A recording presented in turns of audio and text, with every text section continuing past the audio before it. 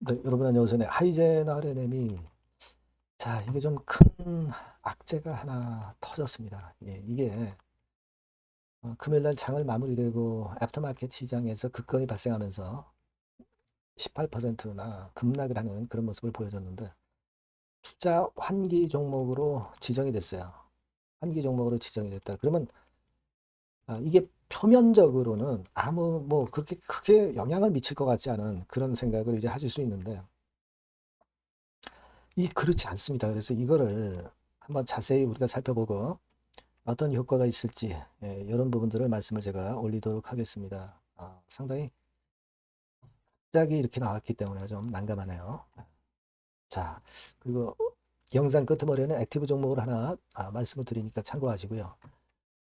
여러분들이 이 건이 발생해서 굉장히 좀 당황스러우시리라고 보여집니다만은 제가 끝까지 추적을 해서 도움이 될 수 있는 말씀은 지속적으로 좀 드릴게요. 자, 구독, 좋아요, 알림 설정으로 많이 성원해 주시고 특히 지금 이게 이 영상은 시차가 있습니다. 시차. 그러니까 이게 지금 이 재료가 나왔다시피 실시간으로 그 계속 정보를 받는 것이 얼마나 중요한지를 우리가 알게 되는데요. 여러분들이 탈방으로 꼭 들어오세요. 그래서 요 급변 과정을 우리가 끝까지 추적하면서 베스트 결정을 해야 될 것 같습니다. 하이젠 RNM 입장 이렇게 문자를 주시면 제가 텔방으로 초대해서 시차 없이 실시간으로 제가 말씀을 드릴게요. 네, 꼭 문자를 주시기 바랍니다. 텔방으로 제가 초대해 드릴게요. 자, 지금 여러분 투자주의 환기 종목으로 지정이 됐다. 자, 그러면 여러분들이 투자주의 환기 종목 지정 주의하라는 거네. 그냥 이렇게 우리가 생각하실 수도 있지만 절대 그렇진 않습니다, 여러분. 요즘 그 투자주의 환기 종목으로 지정이 돼 가지고 급락을 했었던 이 메지온 같은 경우의 사례도 여러분들이 한번 참고하실 필요가 있다. 이렇게 보고요. 자, 이 하이젠 RNM이 이게 어떤 그 지수 편입 종목이 아니면은 그나마 좀 나아요. 근데 잘 아시다시피 코스닥 150 지수에 편입이 돼 있단 말이에요. 그 투자주의 환기 종목으로 지정이 됐다고 한다면은 이 지수를 따르던 패시브 ETF나 또는 뭐 액티브 ETF 펀드 이런 데서 신뢰가 안 가기 때문에 물량을 내놓습니다. 자, 물량을 내놓기 때문에 이게 편출이 되기 때문에 편입된 게 편출이 되기 때문에 이걸 조심하셔야 돼요. 이게 편입 편출은 그럼 6월 달하고 12월 달 되는 거 아니야? 아직 시간이 많네. 이렇게 생각할 게 아닙니다, 여러분. 자, 금요일 날 발생을 했으면 투자주의 환기 종목으로 지정이 된 게 며칠이에요? 3월 23일이 지정일이죠. 이거 잘 보셔야 됩니다. 3월 23일이 지정일이면 3월 24, 25, 26일 날 월, 화, 수, 목요일이죠. 이때가 그러니까 이때부터 편출이 되는 겁니다. 코스닥 150 지수에 해당이 안 되는 거예요. 그래서 3월 23, 24, 25 월화수 동안은 편입이 돼 있지만 목요일부터는 편출이 되는 거예요. 이 규정에 나와 있습니다. 나중에 제가 지금은 급하니까 말씀 안 드리는데 나중에 자료를 드릴게요. 그러니까 이 월화수에 매물이 많이 쏟아진다는 얘기예요. 그러니까 지금 벌써 애프터마켓 시장에서 그렇기 때문에 물량이 이제 쏟아지는 거거든요. 이걸 여러분들이 잘 생각하셔야 됩니다. 그리고 이게 사유가 일단 중요하잖아요. 사유를 보면은 내부 회계 관리제도 비적정이란 말이에요. 비적정이란 말을 여러분들이 잘 보셔야 돼요. 물론 감사 보고서 제출했고 감사 보고서 보면은 적정이라고 나와 있습니다. 다만 이게 지금 현재 비적정이기 때문에 투자주의 환기 종목으로 지정됐다는 의미는 여기요, 비적정. 이거는 올해 같은 경우 이걸 개선을 못하면 결국 이제 적정 의견이 아닌 비적정 의견으로도 받을 수 있다는 얘기예요. 그죠? 자, 그렇기 때문에 이게 문제가 되는 거예요. 자, 그러면 감사 보고서상에 뭐 지적당할 만한 게 특별한 게 있느냐? 외관상으로는 안 보여요. 네, 왜냐하면 영업 손실이 좀 낮고 89억 손실, 그리고 단기 순손실이 한 71억 났네. 그죠?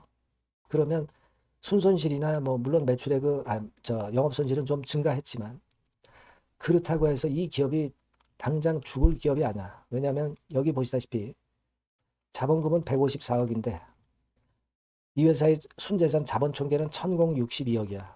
그러면 충분히 여유는 재무적으로 있단 말이에요. 그리고 손실이 나도 이걸 견딜 수는 있단 말이에요. 근데 이게 그 투자주의 환기 종목으로 지정이 됐다는 의미는 내부 회계 관리 제도가 뭔가 찜찜하고 잘못된 구석이 있기 때문에 조심하라는 얘기예요. 그죠? 그냥 이 경고로 끝나면 다행인데 이 경고가 일단 투자주의 환기 종목 딱지가 이렇게 붙었기 때문에 이 딱지가 붙어버리면은요. 아까 말씀드린 대로 지금 하이젠 RNM이 코스닥 150 지수에 속해 있기 때문에 여기서 편출이 되기 때문에 문제예요. 그러니까 이 하이젠 RNM을 편입하고 있던 뭐 ETF라든가 펀드 등에서는 이걸 그냥 갖고 있을 수가 없어요. 특히 그 패시브라고 지수 추종하는 데서는 반드시 강제로 이 종목을 매도를 해야 됩니다. 다만 이제 액티브 같이 종목별로 하는 데서는 뭐 그런 강제 규정은 없지만 일단 신뢰가 이렇게 떨어졌기 때문에 매도 물량이 많이 나온다고요. 그거를 우리가 생각을 안 하실 필요가 없습니다. 생각을 꼭 하셔야 된다는 얘기죠. 가령 예를 들어서 메지온 같은 경우도 여기서 한번 의도 맞고 11만 원대에서 7만 원까지 한 4만 원 정도 내렸죠. 한 40% 단기간 폭락을 했어요. 40% 단기간 폭락을 해서 그래도 회복을 조금 했습니다만은 지금 그 하이젠 RNM 같은 경우도 메지온은 그래도 많이 내린 상태에서 이렇게 올라왔지만 하이젠 RNM 같은 경우도 5만 한 3천 원 근처에서 얻어 맞았는데 만약에 메지온 같이 내린다고 한다면 40%라면은 얼마 때까지 가는 겁니까? 한 3만 원 근처까지 갈 수도 있다는 얘기 아니에요. 그죠? 5만 3천 원에 40%면은 3만 원대 초반인가요? 그죠? 그러니까 사실 실질적으로 메지온 사례를 보면은 이런 정도 라인까지도 저점을 찍을 가능성이 있다는 얘기죠. 그렇지 않겠습니까, 여러분? 그죠? 그러니까 이 부분을 주의해야 돼요. 미리 좀 최근에 안 좋았던 이유가 좀 그런 측면들도 없지 않았어요. 제가 하이젠 RNM에 대해서 이전에 영상을 한번 드린 적이 있었습니다만은 그때 그런 부분에 대해서 제가 체크해야 되는 건 말씀을 드렸습니다만은 어쨌든 어렵게 지금 현재 이런 상황이 전개가 된 것이고 그렇다면은 이런 부분을 감안해서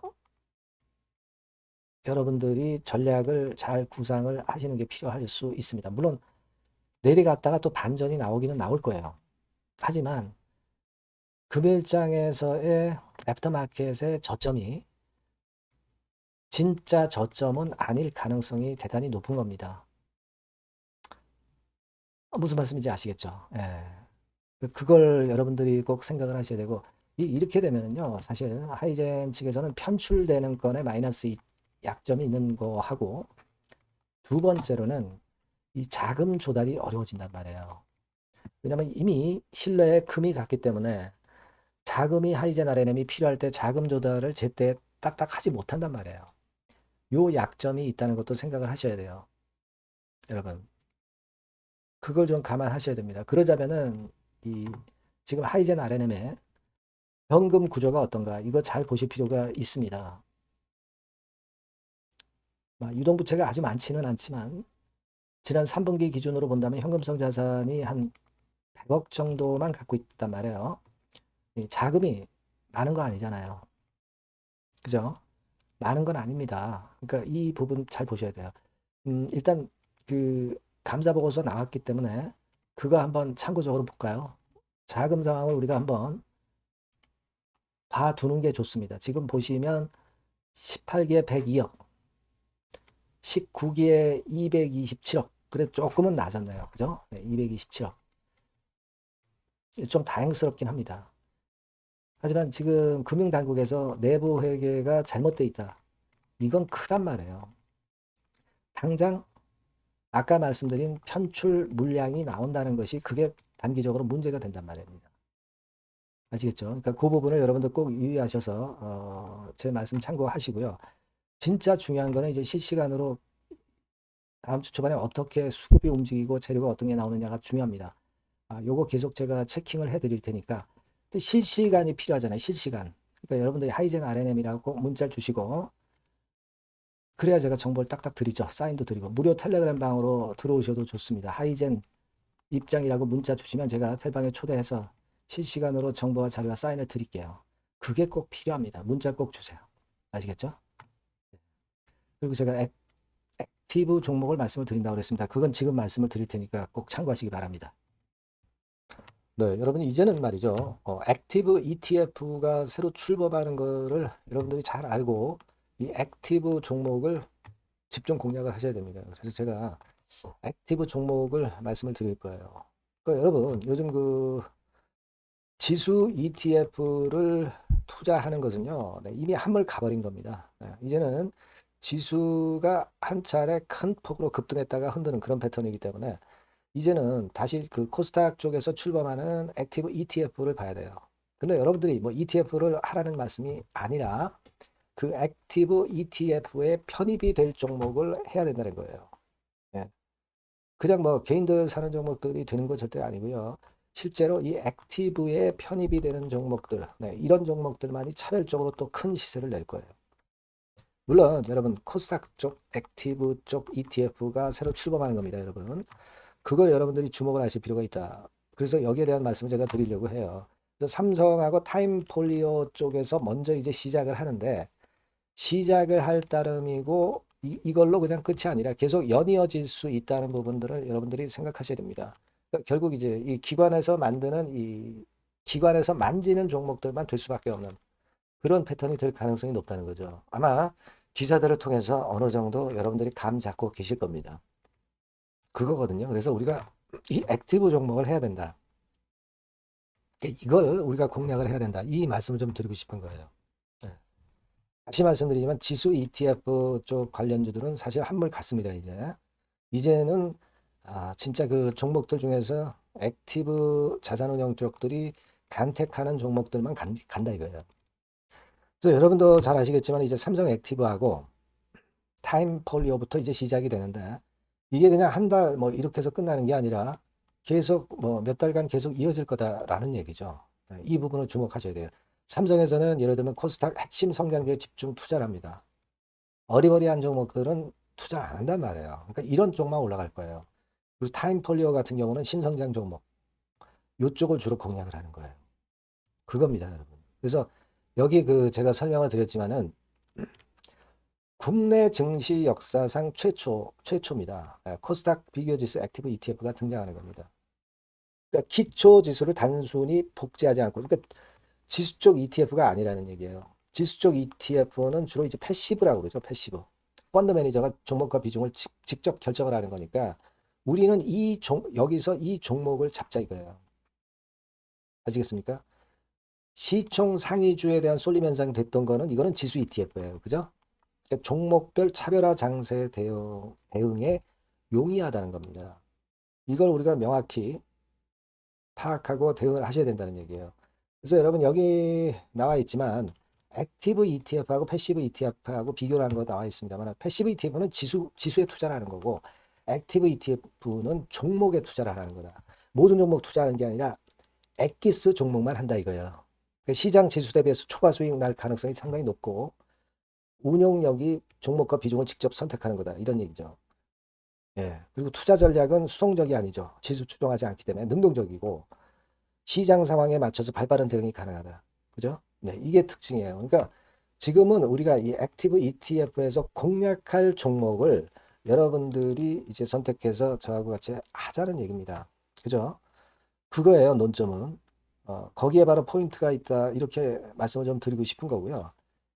자, 여기 보시는 바와 같이 자산운용사가 그 삼성과 타임 이후에도 계속 줄지어 출범해요. 하나자산운용, 미래에셋, KB, 신한, 한국투자신탁운용 이런 식으로 출범합니다. 그러니까 선도주자인 삼성이나 타임 같은 경우가 분명히 이제 상당히 고무적인 좋은 결과를 만들어낼 거란 말이에요. 그렇게 되면서 이쪽으로 또 자금이 몰리는 겁니다, 여러분. 지수 ETF 쪽이 아니에요. 액티브 ETF 쪽으로 몰린다 이거예요. 자, 그렇기 때문에 이 건과 관련된 액티브 관련주를 제가 말씀을 드릴 거예요. 그게 뭐 한 종목으로 끝나는 게 아니라 지속적으로 말씀을 드릴 겁니다, 여러분. 그러니까 여러분들이 이 전번으로 액티브라고 꼭 문자를 주시면 아시겠죠? 뭐라고요? 액티브, 그죠? 능동적인 그런 뜻이죠. 액티브라고 문자를 주시면 제가 그 종목과 매수 타임과 매도 타임과 중간중간 AS까지 드릴 거예요. 액티브라고 꼭 문자 주셔서 이번에 한번 좋은 기회 한번 발견해 보시자고요. 예, 아시겠죠? 네, 감사합니다.